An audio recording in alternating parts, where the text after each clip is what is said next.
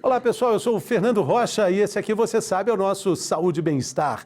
No programa de hoje a gente vai falar de um assunto muito importante, insônia e obesidade. Será que existe relação entre essas duas questões? O cirurgião geral e bariátrico Dr. Adriano Franco e a otorrinolaringologista doutora Melânia Marques estão aqui conosco e vão dizer se existe essa relação, insônia e obesidade. E se existe, quais as formas de resolver o problema. A gente tem também, claro, como sempre, o quadro Mitos e Verdades. Está dormindo mal? Está acima do peso? Então você não pode perder o nosso programa de hoje.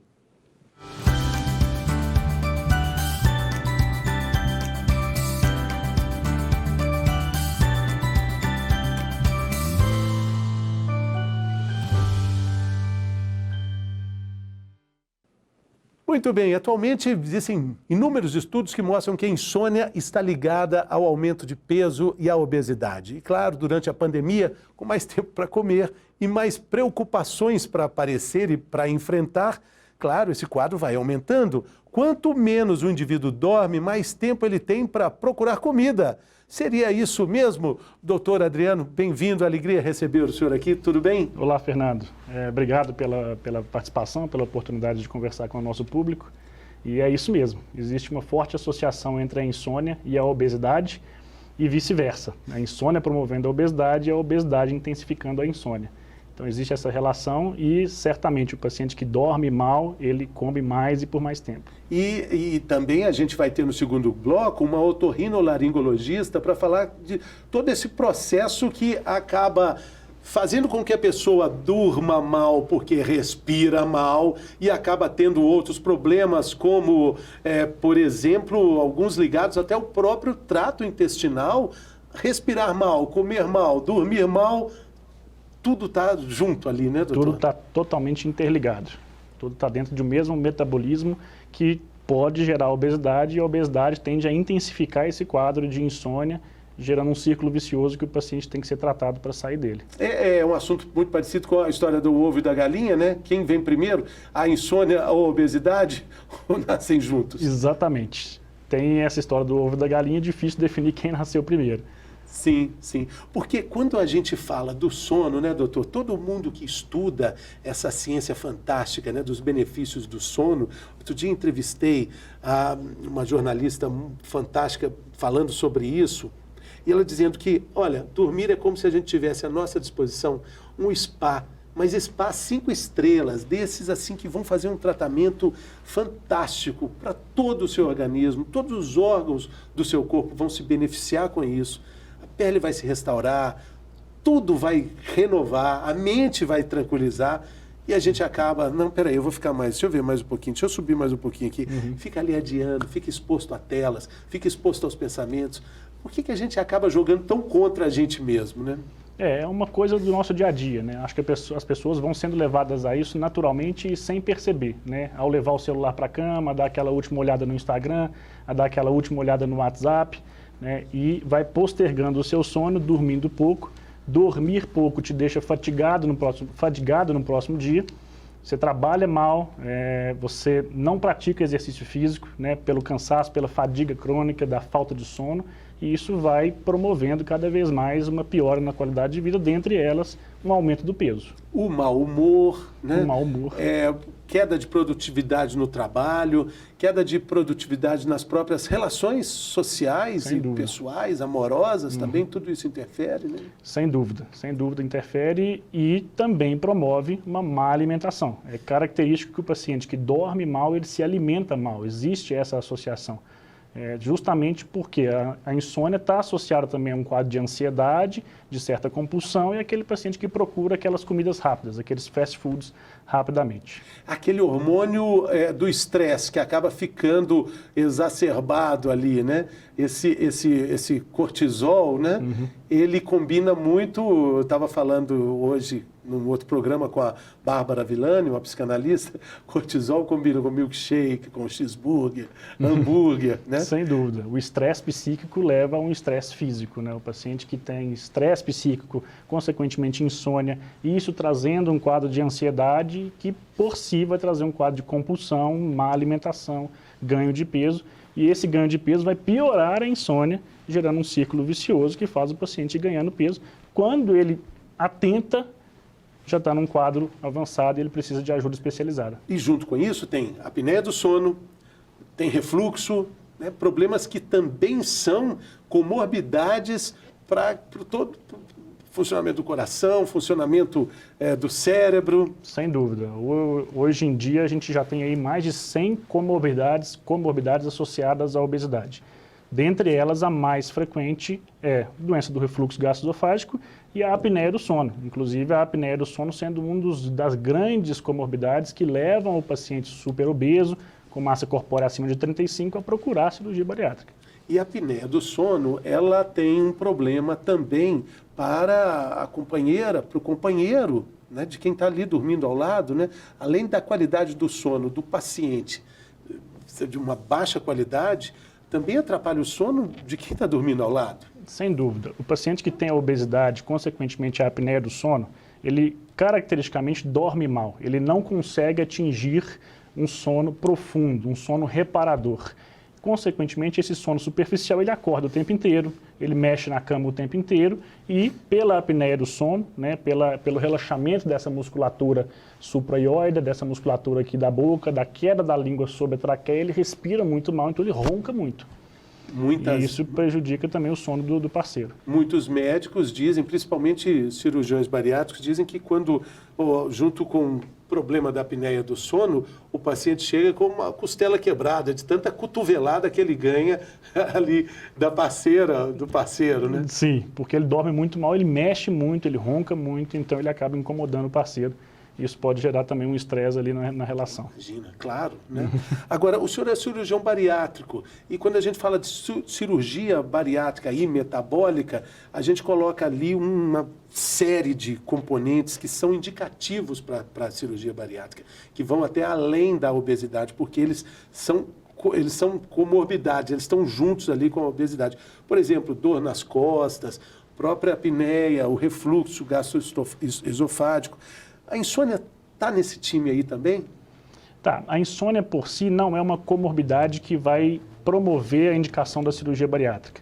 A insônia ela é uma causa da obesidade e uma consequência da obesidade, certo? E essa insônia, ela pode piorar a obesidade, levar a um aumento progressivo do peso rápido e isso gerar as comorbidades diversas que estão junto com a obesidade. São mais de 100 hoje em dia. Né? E essas comorbidades vão indicar a cirurgia bariátrica para um paciente com a massa corpórea acima de 35. Quando a gente fala de saúde mental, existe um problema muito sério. Quando fala também de controle de peso a partir de medicamentos, né? Existe toda uma repulsa ali, uma pressão social para o não uso desses medicamentos. Remédio para emagrecer, um grande problema.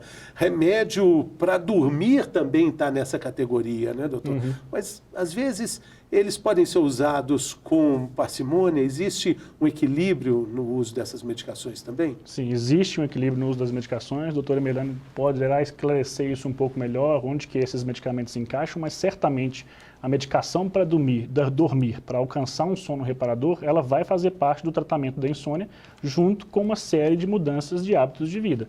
Uma delas, não levar o celular para a cama, né? Isso reduz os índices de melatonina que vão induzir o sono. Então, melhorar a qualidade de vida, hábitos de vida mais saudáveis, junto com medicações prescritas e acompanhadas pelo médico, podem sim ajudar no tratamento da insônia e, consequentemente, melhorar esse ambiente de obesidade incluído. O que não pode acontecer, que a gente sabe que acontece, é o uso indiscriminado de medicações para dormir que nem sempre estão bem indicadas, bem prescritas, em doses super elevadas e um uso totalmente errado, levando à dependência dessas medicações. Na pandemia, esse uso acabou ficando indiscriminado também, né? O elevado uso indiscriminado e também até com a automedicação, né, dos remédios para dormir, porque realmente virou um problema muito sério, né? É uma coisa que todo médico já passou por isso dentro da sua própria família, né? Uma medicação de prescrição médica obrigatória para dormir e o paciente tenta aquele jeitinho e pede para um médico colega, para um médico amigo, para um médico familiar, prescreve aquele remedinho para mim para dormir, não é o jeito certo de fazer as coisas. O senhor já recebeu quantas vezes pedidos assim? São frequentes. Quase que diários, Quase né? que diários. É muito complicado, né, a vida do médico nesse sentido, né? Agora, com o cirurgião bariátrico também, ele tem uma relação muito direta com o paciente que convive rapidamente com pesos que foram embora, né? Sempre é preciso dizer que a cirurgia bariátrica, ela é uma forma cirúrgica de emagrecer. Talvez ela seja mais rápida, mas não quer dizer que ela seja mais fácil, né, doutor? Mas ela é mais rápida, né? Sem dúvida. Nesse processo, o senhor vê o benefício aparecer de uma forma muito, eu não vou dizer instantânea, mas muito clara na vida do paciente? É muito rápido o benefício sobre as comorbidades e também sobre o peso.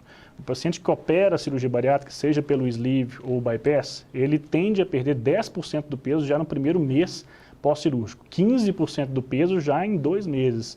Então, a melhora, por exemplo, na apneia do sono, na qualidade do sono, elas são quase que muito rápidas. Não instantâneas, obviamente, mas questão de 30 a 60 dias, o paciente já relata uma melhora importante nisso. E, puxa vida, com essa mudança de paradigma, o impacto é significativo na vida do paciente. Ele, de repente, descobre que, assim, dorme como ele nem sabia que era possível dormir. Sim, esse relato dos pacientes é muito claro. A melhora no sono, a melhora no dia a dia, né? O paciente que dorme melhor e está mais disposto no dia seguinte para trabalhar, para praticar exercícios físicos, e não só na questão do sono, mas também a questão articular que o senhor já citou aqui hoje, Fernando.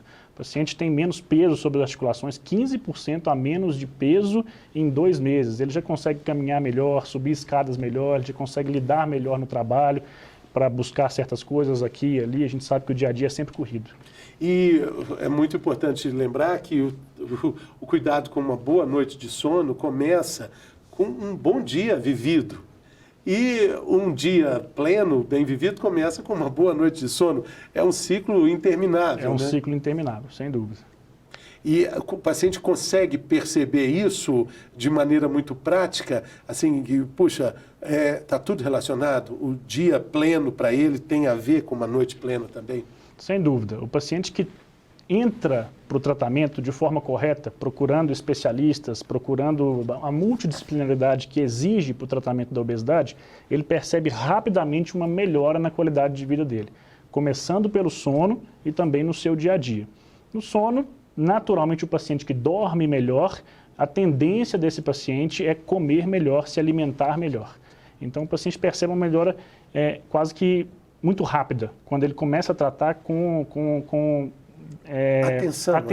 atenção e cuidado, né? Não pode ser aquele paciente que faz 1 mês, para 6 meses, aí volta de novo mais 1 mês. A gente percebe que o corpo ele funciona com ciclos longos de tratamento. Então, se você passa um ano fazendo um sedentarismo importante e trabalha seu corpo por 1 mês com exercícios físicos, esse 1 mês é muito pouco. É muito pouco. Assim como se você passa 1 ano fazendo atividades físicas e tem que parar 1 mês por qualquer eventualidade da sua vida, esse 1 mês que você ficou parado é pouco perto de 1 ano de trabalho. Então, o segredo é o longo prazo. O segredo é trabalhar isso para sempre. É mudar o seu estilo de vida. E às vezes também a insônia, a gente está relacionando ela aqui com a obesidade, mas às vezes o próprio cirurgião bariátrico percebe que tem causas emocionais ali relacionadas, né? Aquela velha frase, né, de colocar a cabeça no travesseiro e ter uma boa noite de sono. São fortes associações da insônia com a ansiedade, com a compulsão. O nosso dia a dia é muito corrido, trabalho, problemas pessoais, problemas do trabalho. A nossa vida é corrida em todas as profissões. Esse dia a dia tribulado, ele tende a gerar um quadro de ansiedade, que tende a gerar um quadro de insônia. E aí a gente entra numa coisa que eu chamo de 4 fatores essenciais. O paciente que dorme mal, ele tende metabolicamente a aumentar a sua fome. O paciente sente mais fome metabolicamente quando ele dorme mal. Isso é documentado pelo aumento dos níveis de grelina, que é o hormônio da fome, e a redução dos níveis de leptina, que é o hormônio da saciedade. Então ele se sacia menos, ou seja, ele tende a comer muito para tentar saciar, para conseguir saciar. e ele tem muita fome. Isso está documentado que a insônia promove essas alterações metabólicas. Quando ele come muito, ele não consegue dormir bem. E quando ele come muito, ele não consegue dormir bem. Inclusive, faz parte da mudança de hábitos de vida que eu citei, não comer 2 a 3 horas antes de se deitar, né? Se alimentar, jantar e só deitar 2 a 3 horas depois. E aí, tudo que a gente está falando aqui é cíclico, né? Tudo está relacionado com outras questões, relacionados com outros hábitos, relacionados também com até outros problemas, né? E aí a gente chega na questão genética. A insônia também pode ser genética? Sim, a insônia pode ter um quadro genético quando eu penso... Porque a obesidade pode, né? A obesidade, sem dúvida. A obesidade está associada a fatores hereditários e a fatores ambientais. A insônia também. A insônia tem também fatores hereditários e também tem fortes fatores ambientais. E quando a gente fala de insônia, a gente está falando de uma idade específica, é um quadro multifatorial, mas também de várias idades. Sim, várias idades. Pacientes jovens, pacientes adultos jovens, pacientes idosos. A gente percebe que todos os pacientes podem sofrer com esse quadro. No consultório de um cirurgião bariátrico, quando ele elenca ali os problemas, né, que são comuns ligados à obesidade e até também que são indicações para a cirurgia bariátrica e metabólica, o diabetes, por exemplo, é uma dessas indicações que vão até além do IMC, né? Por isso o nome cirurgia bariátrica e metabólica, né, para tratar diabetes. Na lista de problemas ali, a insônia é titular, está sempre aparecendo? A insônia, ela por si só não indica a cirurgia bariátrica. Sim, mas nas queixas dele... Nas queixas dele é muito frequente. A literatura mostra mais ou menos 60% dos pacientes obesos, eles vão ter um sono ruim. Eles vão ter um sono superficial e, consequentemente, um sono não reparador. Então, ela está intimamente associada aos problemas, mas ela é um problema que muitas vezes ela fica ali oculta. No próprio tratamento do paciente, para tratar a obesidade, o paciente fala de mudar hábito de vida, de mudar hábito de alimentação, de praticar exercícios físicos, de fazer a cirurgia bariátrica, de tomar Saxenda, de tomar remédio. Ele nunca fala da insônia. Ela está sempre ali escondida, mas ela é certamente um problema muito grande e oculto à visão do público. Sim, por isso que o tratamento da cirurgia bariátrica, necessariamente, ele precisa da multidisciplinaridade, né? Sem dúvida. O psicólogo está muito associado, o pneumologista, por causa do quadro de apneia do sono, que o paciente tem muitos roncos, tem um sono muito superficial, dorme mal e por isso ele tem um cansaço crônico, ele está sempre cansado, com isso ele trabalha mal, ele tem relações diversas interpessoais ruins, porque está sempre mal-humorado. Então, é um problema que parece pequeno, mas que ele influencia em toda a esfera da sua vida. E em alguns casos a insônia aparece mesmo depois da cirurgia bariátrica, perda de peso, estão falando aí de 30% até de redução de peso, aí insônia de novo. Sem dúvida a insônia não está somente associada à obesidade. O paciente que não tem obesidade também pode ter um problema de insônia. Não, deixando bem claro isso aqui, né, gente? Inclusive no segundo bloco, a gente vai falar muito sobre tratamento de insônia, especificamente falando, e aí a gente vai entrar mais nesse assunto. E o paciente, a gente citou aqui o círculo vicioso, o paciente que tem a insônia, pela própria fadiga crônica, pelo próprio cansaço crônico que ele tem no dia a dia, ele não pratica exercícios físicos. Então nós citamos que o paciente que sofre da insônia, ele tende a aumentar a fome, aumentar a ingesta calórica, a comer mal, alimentos ruins, não nutritivos, e ao mesmo tempo ele gasta menos, porque ele não pratica exercício físico, está sempre cansado. Então é um paciente que come mais e gasta menos. Então é o que a gente chama de um fator duplo, para gerar a obesidade, para levar ao ganho de peso. Essa é a insônia. Impressionante isso. Agora, o paciente tem a questão da mudança de hábitos, né? Só o fato dele emagrecer não quer dizer que não é mágica, né? Então, se ele não segue ali, depois do emagrecimento, no caso, como doutor, a gente está falando sobre a cirurgia bariátrica, mas existem processos diferentes de emagrecimento e a obesidade, independentemente de qualquer outra coisa, está muito ligada com a insônia. Mas tem muita gente que tenta emagrecer para poder comer de tudo, né? Engordar tudo de novo, né, doutor? E isso inclui até a própria bariátrica, né? Então... Inclui a própria bariátrica. O paciente, ele tem que, quando ele vai para um processo cirúrgico, quando ele vai para um endocrinologista, quando ele vai para um nutricionista, ele tem que saber que ele tem que mudar de vida. A obesidade é uma doença e ela não tem cura. Ela é um tratamento contínuo, eterno e multidisciplinar. Não é o cirurgião que vai resolver a obesidade, não é o endocrinologista que vai resolver a obesidade, é um time. É a multidisciplinaridade, certo? É o cirurgião bariátrico envolvido, é o endocrinologista envolvido, é o nutricionista envolvido, é o psicólogo envolvido. Então, essa multidisciplinaridade, a gente consegue um controle da doença e uma melhora importante da qualidade de vida. Não, é porque, senão, volta de novo para o problema, né? Sem dúvida. Existem muitas questões ligadas a situações que aparecem depois da bariátrica, casos de alcoolismo, no caso extremo até mesmo suicídio também, né? A insônia está também nesse rol aí, né, doutor? Sem dúvida. O paciente, quando ele vai procurar um tratamento, a primeira coisa é procurar especialistas, né? Pesquisar se esse cirurgião, se esse endocrinologista, ele lida com a obesidade, né? Tem que ser um médico especialista.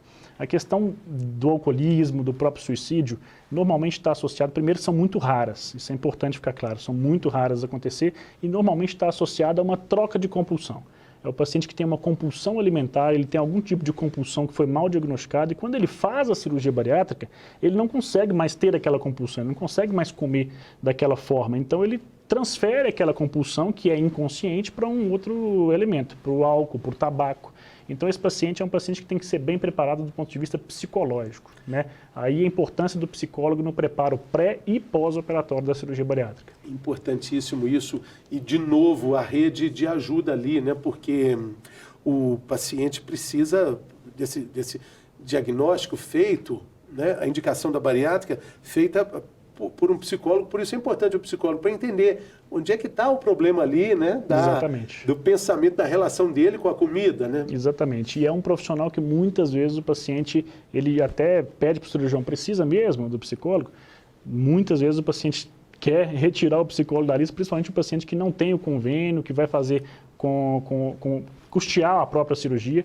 Às vezes o psicólogo é um que eles tendem a negligenciar e é muito importante. O cirurgião não opera sem o laudo psicológico liberando para a cirurgia bariátrica. Porque às vezes ele pode tomar bomba na cirurgia, né?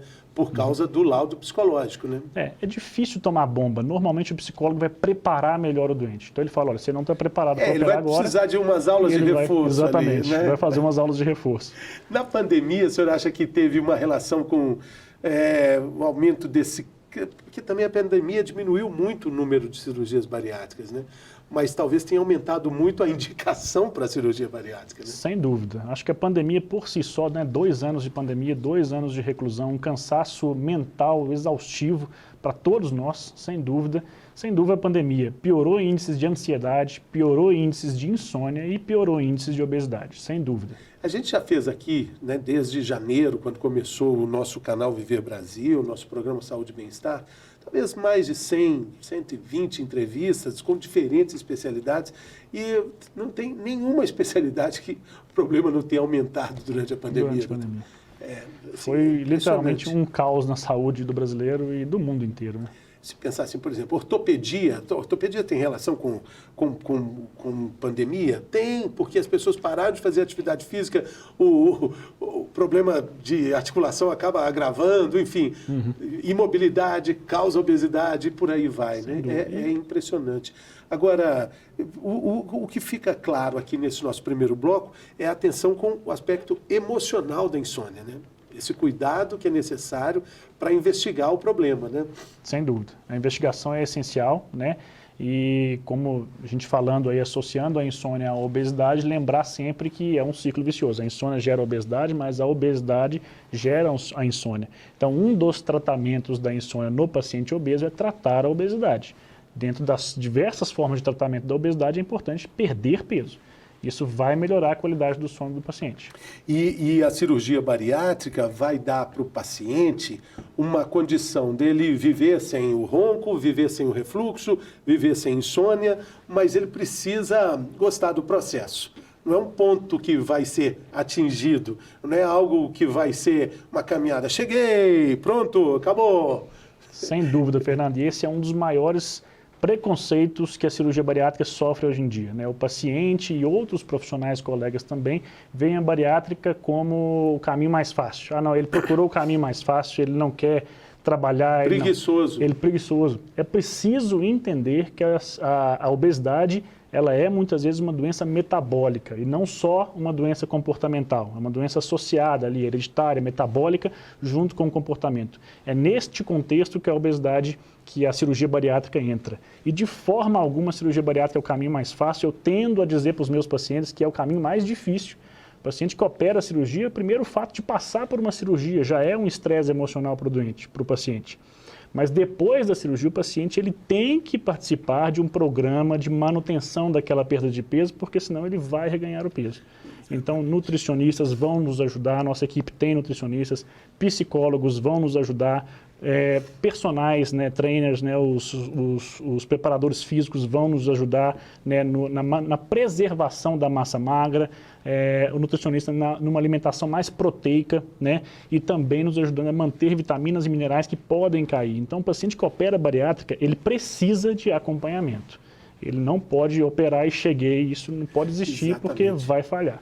Para ficar mais claro, os cirurgiões bariátricos gostam de dizer que é o seguinte, o processo não termina com a cirurgia, pelo contrário, ele começa. Começa com a cirurgia. É aí que ele começa, né? Porque você falou algo interessante, a gente falou de grelina, a gente falou de hormônios que regulam essa saciedade, regulam a fome, e uma cirurgia bariátrica, de certa forma, vai alterar um pouco essa composição ali, né? Vai alterar. Então, naturalmente, outros suprimentos são necessários, complementações, e a gente está falando sobre insônia, para cuidar da insônia tem que cuidar disso aí também, né, doutor? Não, sem dúvida, né? Tratar a obesidade é essencial para resolver a questão da insônia, para ajudar a resolver a questão da insônia. E é preciso lembrar que a cirurgia bariátrica ela é um tratamento médico. Como tal, ela tem um benefício elevadíssimo, já comprovado pela literatura, mas ela também tem efeitos colaterais, que são esses que o senhor citou. Déficit de vitamina, déficit de minerais, o risco do reganho de peso se não fizer um acompanhamento adequado com nutricionistas, uma nutrição proteica, atividade física muscular. Então, é preciso entender que ela tem os seus efeitos que precisam ser acompanhados e controlados pelo médico cirurgião e pela sua equipe. Como é que dá para ver que o paciente está num caminho ou não está nesse caminho? Porque a gente falou de algo que é surpreendente, né? que encanta, que enche os olhos. Um mês depois da cirurgia, a partir disso aí, estão falando também, podemos até falar de super obesos, né? Gente com 250 quilos, por exemplo, que de um mês para o outro começa a perder muito rapidamente e tem uma qualidade de vida fantástica. E aí esse entusiasmo pode acabar fazendo com que ele enxergue diferente esse caminho. Como é que o cirurgião, cirurgião bariátrico para o paciente é um mentor, né, que vai seguir ali a vida toda, né? Sim. Como é que ele percebe o rumo do paciente? Bom, o paciente que mais desagrada o cirurgião é o paciente que opera, volta 2 vezes e desaparece. Esse paciente desagrada muito o cirurgião porque o cirurgião sabe que cedo ou tarde, quando ele voltar, ele vai voltar numa situação que não era para ele estar nela, né? De reganho de peso ou de um déficit vitamínico importante. Pode até estar magro. Exatamente. Tem descrito na literatura até pacientes com déficit importante de vitamina B12 que começam a ter amaurose, né? Que é uma espécie de cegueira, né? O paciente começa a ter deficiências visuais graves importantes por déficit vitamínico, né? Que podem ser, após a reposição dessas vitaminas, pode voltar à visão ao normal, claro, né? Mas para que passar por isso, né? É simples o acompanhamento, basta acompanhar com o seu médico, fazer exames regulares, tomar as vitaminas, não é difícil. É muito fácil o controle pós-bariátrica, só que tem que ser feito. Então o pior é o cara que dá um perdido, né? Sim, esse paciente que some do consultório, a gente sabe que não está certo, alguma coisa ele desviou do caminho. Sim, sim. E dá para ver como é que vai ser a jornada logo depois, assim? Você tem toda a consulta antes, né? Dá para sentir um pouco o paciente, né? Não, dá para sentir o paciente, e aí é a importância da primeira consulta de já situar o paciente de como que é esse tratamento, porque muitos pacientes chegam no consultório ou com muito medo, né? Ah, doutor, não sei se eu devia estar aqui, achando que a bariátrica é uma coisa terrível, que é o último do último caso, e não é assim. Ela é um tratamento médico cada vez mais benéfico, é um tratamento médico que tem gerado uma repercussão positiva enorme numa camada da população, já comprovado, né, uma semana atrás, o jornal O Globo publicou uma matéria mostrando como que a cirurgia bariátrica reduziu 48% o risco de mortalidade por certos tipos de cânceres. Então, esse benefício da bariátrica ele tem que chegar nos doentes, nos pacientes que têm indicação. E, por outro lado, também chega o paciente achando que a bariátrica é o que o senhor falou. Né? Ok, legal. Ganhei aqui, está resolvido, acabou a minha jornada. Então, a gente tem que situar esses pacientes dentro de uma maneira racional. Só lembrando que é uma cirurgia minimamente invasiva, né? Minimamente não, ela é pouco invasiva, né, doutor? A gente chama de minimamente invasiva mesmo, é o termo correto que a gente usa hoje, tanto para cirurgia videolaparoscópica quanto para cirurgia robótica. Né? São microincisões, né? Pequenas incisões de mais ou menos 2 a 5 centímetros na pele, que a gente passa os trocares pelo abdômen e faz a cirurgia por vídeo ou pelo robô. O robô então, é uma coisa impressionante, né? O robô, ele potencializa a visão do cirurgião. Potencializa a visão e principalmente os movimentos dentro do abdômen. São movimentos muito delicados e movimentos muito precisos. E esse é o maior ganho da cirurgia minimamente invasiva, tanto por vídeo quanto por robô. É pouca agressão. O cirurgião opera de forma objetiva, precisa, sem gerar uma agressão desnecessária em outros órgãos que normalmente na cirurgia aberta acontecia. Essa cirurgia aberta, uma mudança para essa tecnologia relativamente recente, né? Tem uma coisa de 1 década, 2 décadas aí que a gente está trabalhando bastante por vídeo e agora o robô está chegando com força no Brasil. E só para o nosso telespectador ter uma ideia do que a gente está falando, da evolução, imagina um obeso de 250, 300 quilos, que faz parte da realidade de um cirurgião bariátrico, imagina a manipulação dessa massa, o cansaço do físico do próprio cirurgião, para movimentar ali, né, doutor? Sem dúvida. E aí essa exaustão, essa movimentação, que às vezes exigia 3, 4 cirurgiões no campo cirúrgico, na cirurgia aberta, ela gerava traumatismos, né, intraabdominais que no vídeo e no robô a gente não acontece. Isso, caracteristicamente, como que o cirurgião percebe essa melhora? Ele percebe pela recuperação do paciente. O paciente operado por vídeo, o paciente operado pelo robô, ele está indo embora para casa no dia seguinte. Ele opera hoje, amanhã ele vai embora para casa após uma cirurgia bariátrica, andando, tomando os líquidos, sem vômito, com pouquíssima dor. Analgésicos comuns, como a dipirona, controlam a dor. Então, essa pouca agressão, essa precisão cirúrgica, ela se manifesta por uma recuperação muito rápida do paciente no pós-operatório. E o cirurgião fica mais descansado também, né? Sem fica dúvida, sentado, sem dúvida. Para fazer. E o campo de visão dele aumenta em quantas vezes? Aumenta em 20 vezes pela videolaparoscopia. Impressionante. Impressionante. O cirurgião passa a enxergar mais 20 vezes, 20 vezes além a mais. do que ele viu. Ele é capaz de enxergar detalhes de forma muito mais precisa do que na cirurgia aberta. Impressionante. Estamos falando de um tratamento eficiente para a insônia, mas é preciso uma jornada, é preciso um caminho, comprometimento, né, doutor? Sem dúvida. Bom, doutor, muito obrigado. Doutor Adriano Franco, cirurgião geral e bariátrico da Clínica Mais Baleia, quase uma parceira nossa aqui, o Hospital da Baleia, um grande parceiro, um grande abraço para todos de lá. Tenho muita alegria de participar sempre que possível e ter sempre vocês aqui conosco. O Hospital da Baleia faz um trabalho fantástico.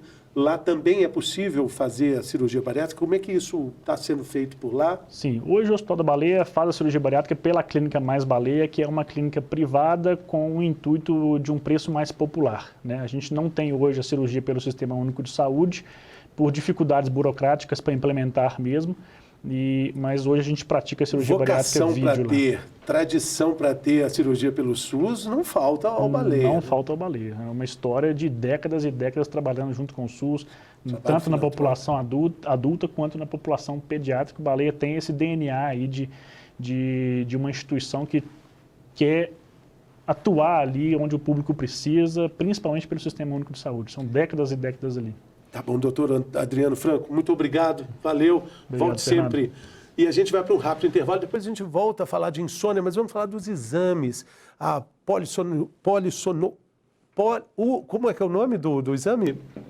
Polissonografia. Polissonografia. A gente vai falar sobre esse exame, vamos falar também sobre formas interessantes de você fazer e aprender a fazer a higiene do sono.